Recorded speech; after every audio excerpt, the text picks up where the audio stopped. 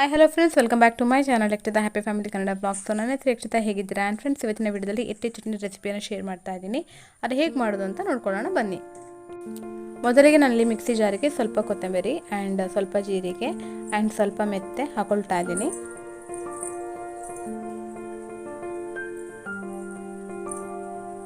Next ಬಂದು ಒಂದು 4 ರಿಂದ 5 ಮೆಣಸು ಆ್ಯಂಡ್ ತೆಂಗಿನ ತುರಿ ಚೆನ್ನಾಗಿ ನಾವು ಇದನ್ನ ಗ್ರೈಂಡ್ ಮಾಡ್ಕೊಳ್ಬೇಕು. ಬಟ್ ತೆಂಗಿನ ತುರಿ ಸ್ವಲ್ಪ ಈ ಥರ ಜಾಸ್ತಿ ಗ್ರೈಂಡ್ ಆಗಬಾರ್ದು, ಅದನ್ನು ಲಾಸ್ಟಿಗೆ ಹಾಕ್ಕೊಳ್ಬೇಕು ತೆಂಗಿನ ತುರಿ.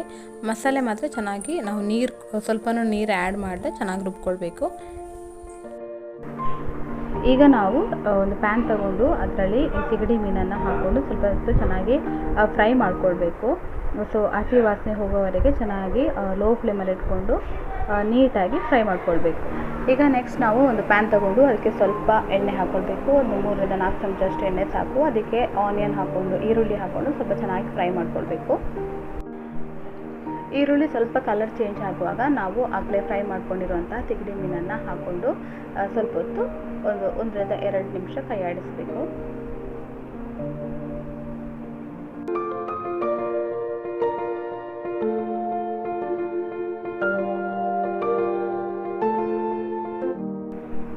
ನೆಕ್ಸ್ಟ್ ಪ್ರೊಸೀಜರ್ ಬಂದು ನಾವಾಗಲೇ ಆಲ್ರೆಡಿ ಗ್ರೈಂಡ್ ಮಾಡಿ ಇಟ್ಕೊಂಡಿರೋಂತಹ ಮಸಾಲೆಗಳನ್ನು ಮಸಾಲೆಗಳನ್ನು ಆ್ಯಡ್ ಮಾಡಿ ಚೆನ್ನಾಗಿ ಇದನ್ನು ನಾವು ಎಲ್ಲವನ್ನು ಒಟ್ಟಿಗೆ ಮಿಕ್ಸ್ ಮಾಡಿ ಫ್ರೈ ಮಾಡ್ಕೊಳ್ಬೇಕು.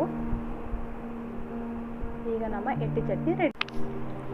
ಈಗ ನಮ್ಮ ಟೇಸ್ಟಿ ಎಟ್ಟಿ ಚಟ್ನಿ ರೆಡಿಯಾಗಿದೆ and it is ready to serve. So ನೀವು ಕೂಡ ಒಮ್ಮೆ ಟ್ರೈ ಮಾಡಿ ಮನೆಯಲ್ಲಿ ಹೇಗಾಯಿತು ಅಂತ ಹೇಳ್ತಾ ಈ ಬ್ಲಾಗ್ನ ಎಂಡ್ ಮಾಡ್ತಾ ಇದ್ದೀನಿ. ಹಾಗೆ ನಾನು ನಿಮಗೆ ನೆಕ್ಸ್ಟ್ ಹೊಸ ವಿಡಿಯೋ ಜೊತೆ ಸಿಗ್ತೀನಿ. ಸೊ ಅಲ್ಲಿವರೆಗೆ ಬೈ ಬೈ, ಟೇಕ್ ಕೇರ್.